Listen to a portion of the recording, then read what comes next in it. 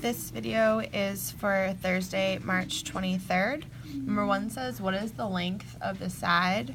In the center of the rectangle, we see A equals 18. So we know we're using area to find the answer to this problem. Length times width gives us the area. So we can use that equation to help ourselves. Number 2, we're just filling in the blank to a multiplication problem. I'm going to let you figure that one out on your own. Number 3 says, what point does A represent? So we're looking at point A. We can draw our tape diagram underneath in order to figure out what this fraction would be. Number 4 says, what is the area of the figure below? Again, length times width gives us area. So we can again use that equation to figure out our answer. Number 5 is just a subtraction problem, but we're going across zeros, so we need to make sure that every time we're borrowing 1 and making it smaller, that it makes sense. We're going to have to go all the way over to the thousandths place value in order to make that happen. For number 6, what is the length of the line to the nearest fourth an inch? So we're looking at which is the nearest fourth. We can see that there's 1 whole inch and then there's 2 whole inches, and we need to figure out what is that part of the equation. Number 7 says, what is the same as 6/8?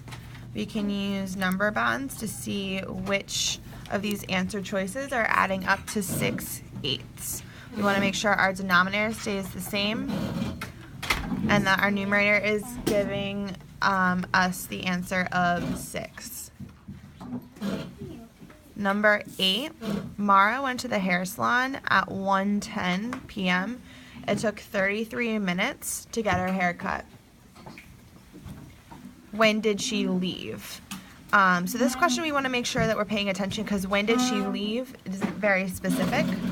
We're not sure if she's leaving the hair salon or leaving her house to get to the hair salon. So you want to make sure, look at which answer choices are going to make sense. We can see here that all of them are after 1:10. So we're thinking about what time did she leave the hair salon after her hair was finished.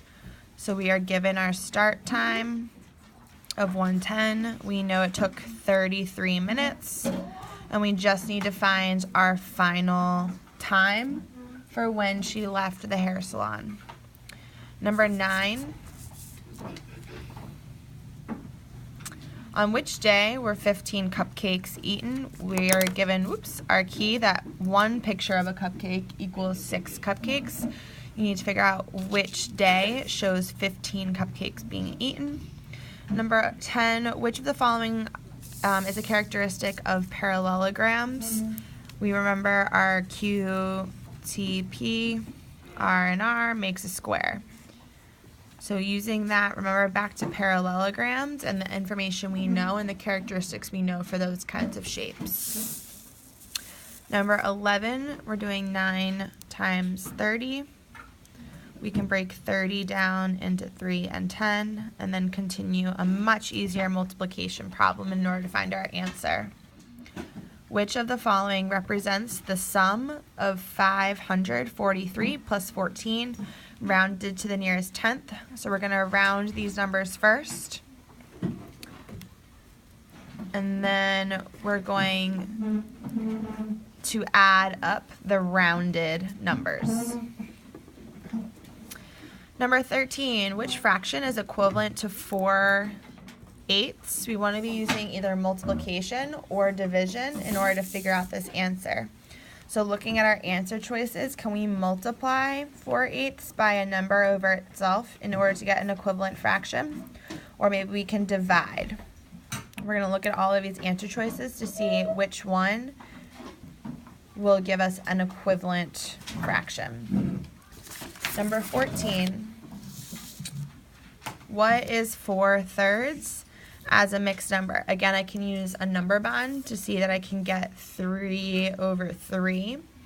I have 3/3 so far. I can go up to 4/3, so I can then figure out what I have left over. And I can use this number bond in order to figure out the mixed number that 4/3 equals. Number 15, Miss Subin bought 2 packages of pens. Each package has 9 pens. How many total pens does Miss Subin have? You should see an equation for this problem. If you need to draw a picture to help yourself, that would be a really good idea as well. Number 16, we're looking at our rows and columns again. We can see that first we have 6 rows and 4 columns. We can see our rows stay the same, so we can use that information to find our missing number. Number 17, we're finding the perimeter. So we're finding the outside of this shape. We have all of our sides. We don't have any missing sides, so we can use the numbers in this picture to find the perimeter. Number 18, which object would best be measured in grams? Again, we said that 1 gram is about a paper clip. So which other object would be measured best in grams?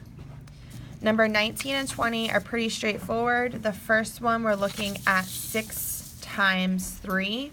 Which one of these story problems is using multiplication?